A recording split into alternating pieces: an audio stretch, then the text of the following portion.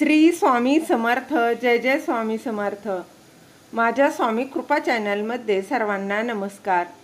स्वामी महाराजांच्या कृपेने तुमच्या सर्व चांगल्या इच्छा पूर्ण होत ही स्वामी महाराजांच्या चरणी प्रार्थना करते आणि आजच्या या नवीन व्हिडिओला सुरुवात करते. 10 मार्च 2025 वार सोमवार. या दिवशी आहे आमलकी एकादशी. तर या आमलकी एकादशीला आवळा स्नान आणि दान केल्यानं काय होतं, त्याचं काय महत्त्व आहे, हेच मी तुम्हाला या व्हिडिओत सांगणार आहे. आमलकी एकादशी म्हणजेच आवळा एकादशी. विष्णू पूजेसाठी एकादशी तिथी ही समर्पित आहे आणि पंचांगानुसार वर्षभरात 24 एकादशी येतात. त्याचबरोबर बघा, प्रत्येक एकादशीचं असं एक वेगळं महत्त्व असून प्रत्येक एकादशी वेगवेगळ्या नावांनी ओळखली जाते. अगदी त्याचनुसार फाल्गुन महिन्यातील एकादशी तिथी ही 10 मार्च 2025 वार सोमवार या दिवशी साजरी केली जाणार आहे. तर या दिवशी दानाचं महत्त्व, त्याचबरोबर आमलकी एकादशीचं महत्त्व या व्हिडिओत मी तुम्हाला सांगणार आहे. ती जाणून घेण्याआधी तुम्ही माझ्या स्वामी कृपा चॅनलला सबस्क्राईब नक्की करा. हिंदू धर्मात ब्रह्मा, विष्णू आणि महेश या त्रिदेवांना अतिशय महत्त्व आहे. यात विष्णूला जगाचा पालनहार म्हटलं जातं. त्याचबरोबर विष्णू पूजेसाठी एकादशी तिथी समर्पित आहे. वर्षभरात 24 एकादशी येतात आणि प्रत्येक एकादशीचं आपलं एक वेगळं महत्त्व असून प्रत्येक एकादशी वेगळ्या नावाने देखील ओळखली जाते.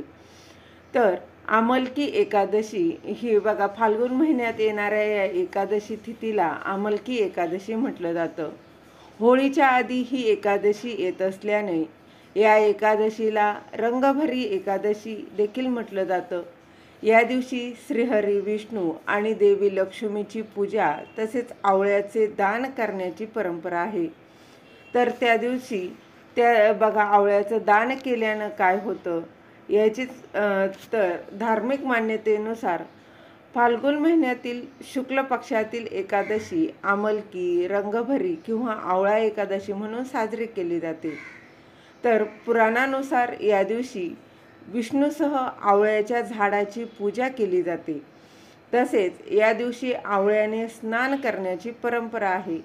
त्यानुसार एकादशीला सूर्योदयापूर्वी उठल्यानंतर पाण्यात गंगाजल टाकून 1 चिमूटभर तीळ आणि 1 आवळा टाकून त्या पाण्याने आवर्जून स्नान करावं. या पवित्र स्नानाने कळत नकळत केलेली सर्व पापे नष्ट होतात. यासह आवळा सेवन केल्यानं बघा, आवळा खाल्ल्यानं देखील बरेचसे आजार जे आहेत ते बरे होतात.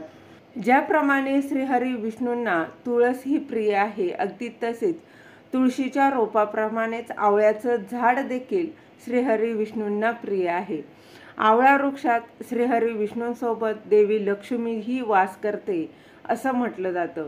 त्यामुळे आमलकी एकादशीच्या दिवशी लोक आवळ्याच्या झाडाखाली बसून विष्णूंची पूजा करतात. बघा, या दिवशी श्रीहरी विष्णूंचे आवळ्याच्या झाडाखाली बसून तुम्ही विष्णू सहस्रनामाचं पठण करू शकता. अगदी विष्णूंचे कुठले नाही काही तर बघा, ओम नमो भगवते वासुदेवाय, ओम नमो भगवते वासुदेवाय या मंत्राचा आवळ्याच्या झाडाखाली बसून तुम्ही जप करू शकता. अगदी जास्त नाही तरी किमान 108 वेळा जप केल्यानं देखील बघा खूप काही पुण्य पदरी पडतं. तसेच या दिवशी आवळा दान केल्यानं 1000 गायी दान केल्याचं तसंच पुण्य जे आहे, फळ जे आहे ते मिळतं. त्याचप्रमाणे सर्व यज्ञांचं फळ देखील मिळत असतं.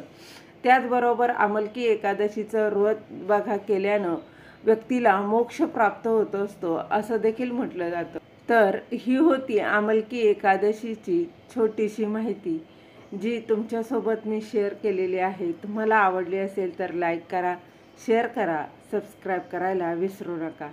श्री स्वामी समर्थ. धन्यवाद.